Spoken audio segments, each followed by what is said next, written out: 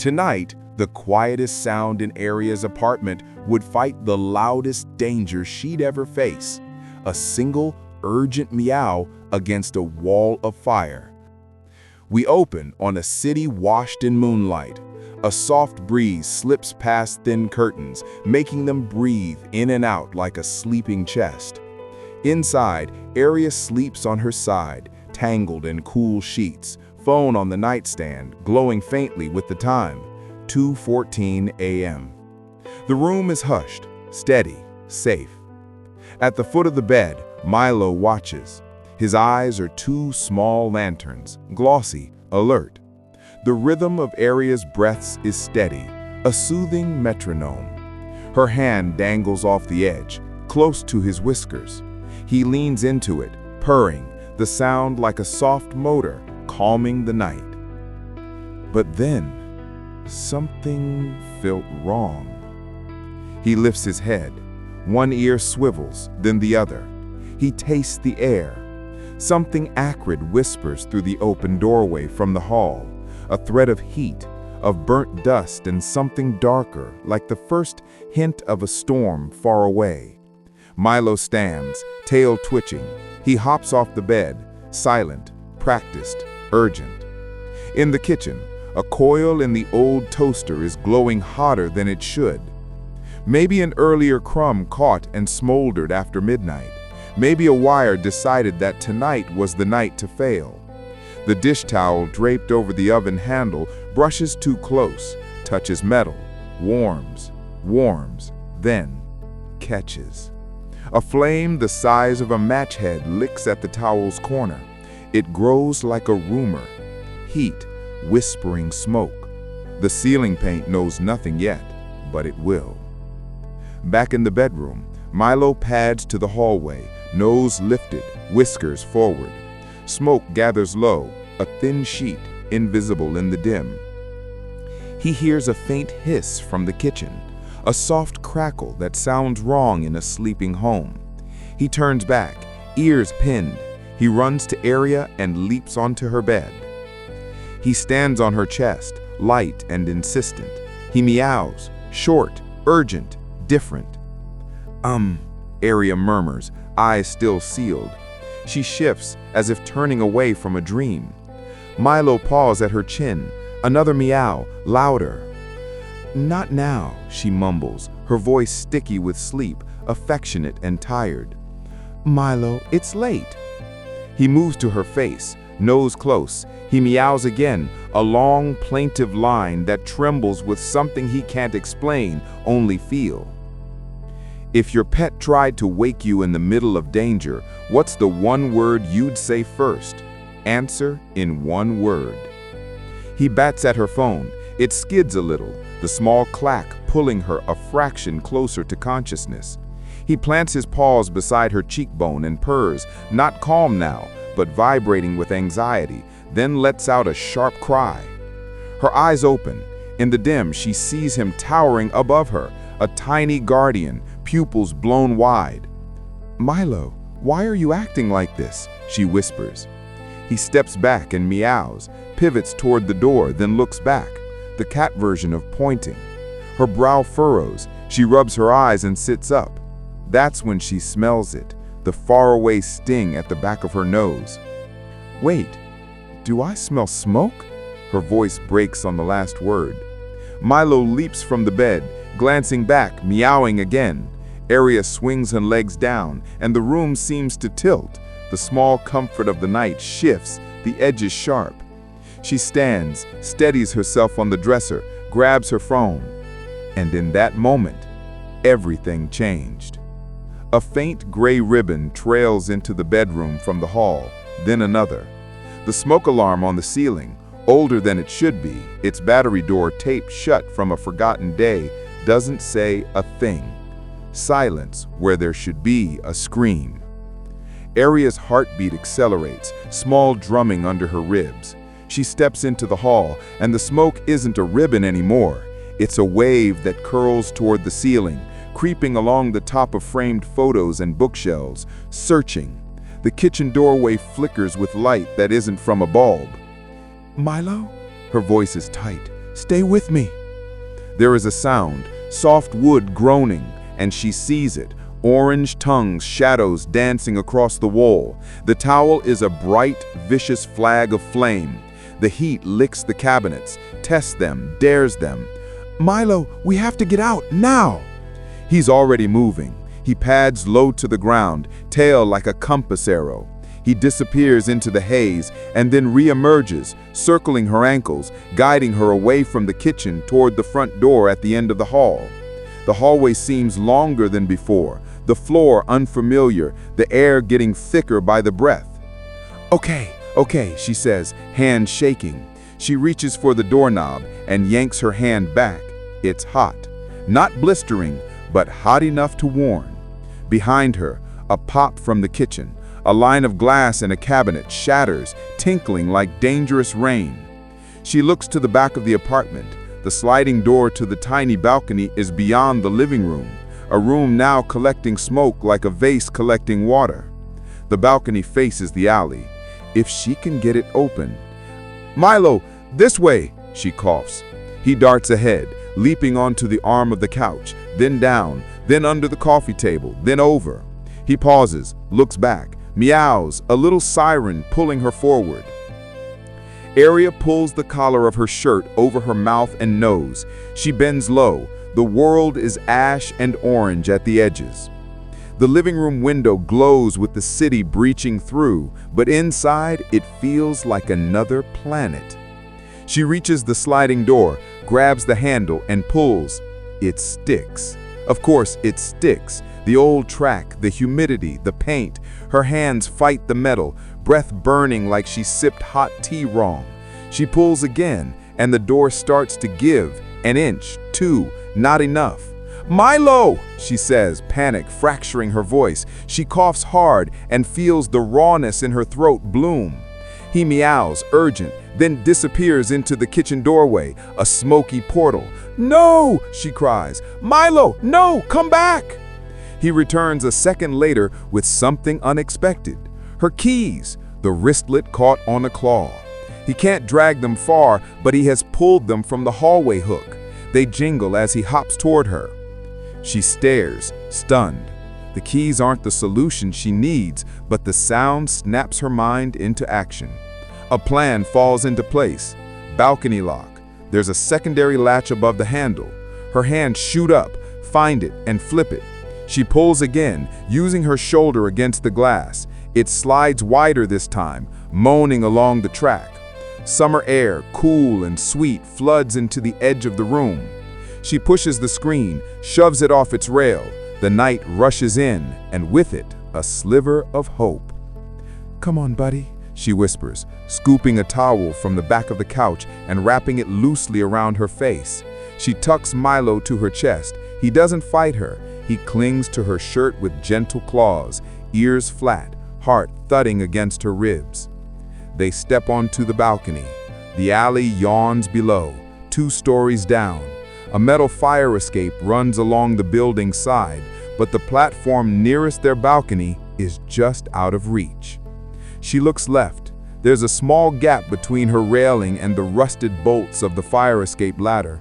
Someone could climb it if they were steady, if they weren't shaking, if the smoke wasn't turning the air into a thick soup of fear. When every second counts, what's the one word that roars in your mind? Answer in one word. Aria reaches for the ladder, gripping a cold metal rung with one hand, Milo tucked in the crook of the other arm. The smoke surges behind her, a living thing pressing against the screen door like it wants to follow. The apartment pops and coughs as things inside fail. Plastic, wire, paint, remembering they're flammable. An orange flash reflects on the balcony floor. She climbs, 1 step, 2, legs trembling, lungs burning. Milo presses closer, his whiskers tickling her forearm, his heart steady. He doesn't make a sound now, he saves his energy. The metal is slick with dew, her foot slips and her heart drops, but her hand locks the rung. She sucks in air and coughs it back out, then keeps going. Up and over the short dividing wall to the fire escape platform. Her bare feet sting, her cheeks are wet, Tears, sweat, who knows? She crouches, setting Milo briefly on the cold metal. He stands, then presses into her knee, a small anchor in a sea of panic. From the alley below, a shout. "Hey, you okay up there?" A neighbor in a robe phoned to his ear, eyes wide. "I'm calling 911. "Please," Aria calls back, breath shredded. "Please hurry." She scoops Milo again and starts down the stairs, clanging metal, each step a prayer. The night air helps, but the smoke still wraps her shoulders like a bad blanket. She hears sirens in the distance, then closer, then louder, converging. Halfway down, there's a sudden gust. The apartment behind her breathes in and then exhales flame through the open sliding door. A burst of heat washes the back of her neck. She crouches instinctively, shielding Milo with her body. Just when she thought she was safe, she glances down. The last section of the fire escape ends 6 feet from the ground. Someone never installed the bottom ladder. She'll have to drop. Her breath hitches. She kneels, sets Milo on the last metal rung. "It's okay," she whispers, more to herself than to him. "It's okay."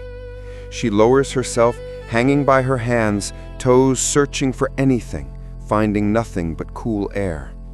"Milo, I have to jump," she says. "As soon as I do, I'll turn and catch you, I promise." He looks down, then back at her, ears lifted just a little. He seems to understand her tone, if not her words. She counts a beat, and then she lets go. She lands hard, stumbling, collapsing to her knees, hands stinging. Gravel bites her skin. She hisses through her teeth, then looks up. "Okay," she calls, scrambling to her feet, arms open. "Okay, buddy, come on."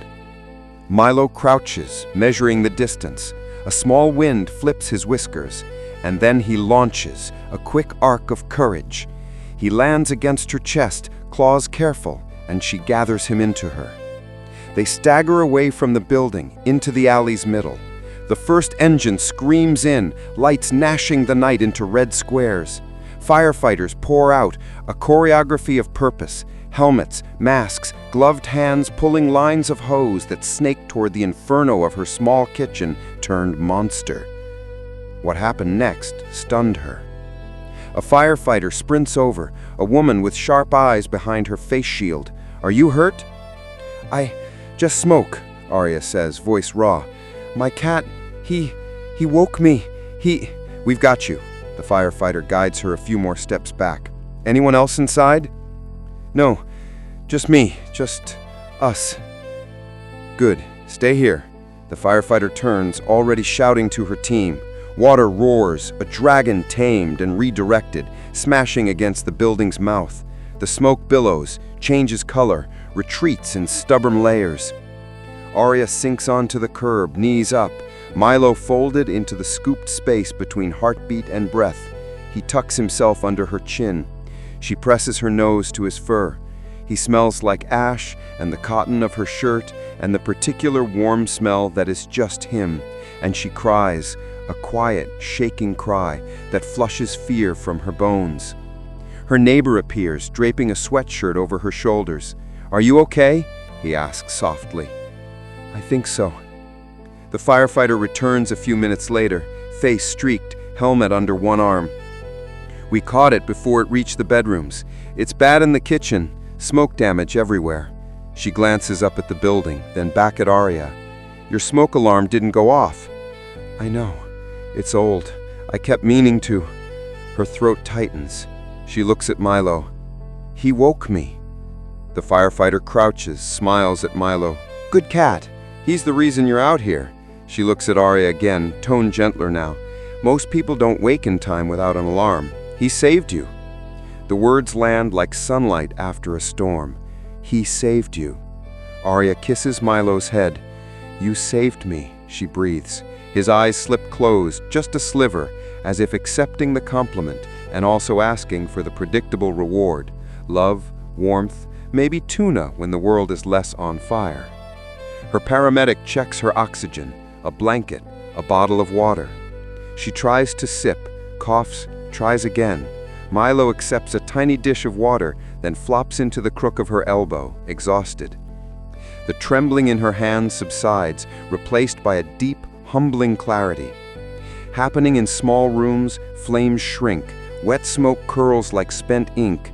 The worst moments recede just slightly. The night isn't quiet, but it's not in danger in the same way. The stars continue their indifferent watching. Somewhere, dawn is thinking about arriving. Her phone, miraculously, in her pocket. She unlocks it with a shaking thumb. The screen lights her face and Milo's divide of whiskers.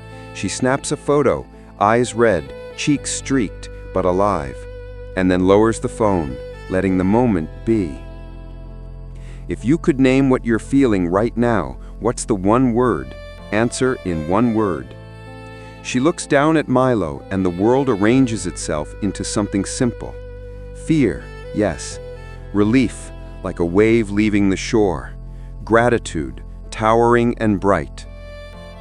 Hey, you're my hero, you know that? He blinks slow, a cat's "I love you." She copies him, slow blinking back. Around them, firefighters coil hoses, talk in brief hand signals. The apartment still breathes smoke, but now it's the smoke of done. The neighbor's robe flaps in a wind that smells like wet ash and metal. Someone brings out a small crate and offers it to her for Milo to rest in. She shakes her head lightly. "He's okay here," she says. "He's okay with me." The firefighter from before returns one last time. "We're going to leave a report. Don't go back inside tonight. Red Cross can help with a room if you need, and get that alarm replaced, okay?" Aria nods, guilt and resolve mixing into a vow. "I will. I promise." She stands, the blanket falling from her shoulders, and lets the early edges of morning cool her face. The horizon is blushing now, a thin line of pink like a promise. She holds Milo close, his heartbeat steady against her ribs, and breathes in the sweetest air she's ever tasted. Sometimes heroes don't wear coats lined with metals. They wear fur. They purr. They decide that tonight they'll be louder than fear, that they'll be the siren no metal box could provide. Tonight, a single meow cut through the night and rewrote an ending. Aria looks back at the apartment, the home that almost wasn't, and then down at Milo. "We're okay," she says, and the words are true. And in that truth, there's a quiet power. Memory will hold the heat, the fear, the clang of stairs, the hiss of hose, the way the city's lights smeared in her eyes. But it will also hold the moment in bed, the tiny pause on her cheek, the urgent sound that broke sleep and made room for morning. She kisses Milo's head one more time. He sighs, long and contented. The sun pushes up a little more, lighting the edges of everything in gold. Like, comment your one-word reaction, and subscribe for more heroic cat stories.